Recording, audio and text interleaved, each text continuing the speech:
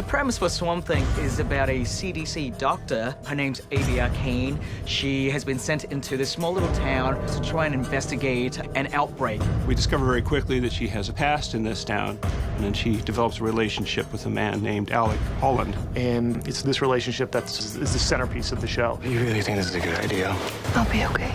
He's a guy who's slowly kind of losing his sense of humanity or who he was and evolving into this Swamp Thing. The Swamp Thing is a character who's not just a monster. Swamp Thing is a character who is torn between his worst instincts and his best instincts. It's a story about looking beneath the surface and seeing someone for who they are.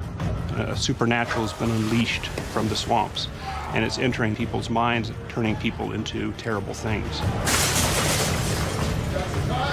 It was very important for all of us that it be sort of be grounded more in the horror genre. We're allowed to push the envelope. You know, we can get graphic, we can get violent, we can get horrific. So we can carry these scares as long as we want. You should be dead!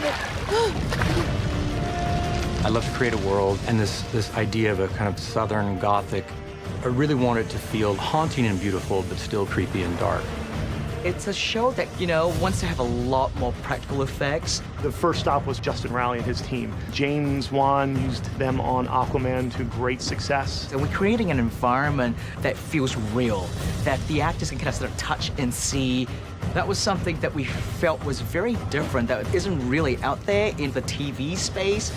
Week to week, it has these serialized elements where it feels very much like a paperback thriller where you can't wait to see what the next episode is going to reveal. But I also think each episode is really accessible for new viewers. It's Frankenstein, it's Beauty and the Beast. It's taken from literature, but it's its own thing. The human emotion of it is one that works on a, you know, on a human scale, and it works on a global scale. It's something that we can all relate to. You've been waiting for a great Swamp Thing show. We're going to give it to you.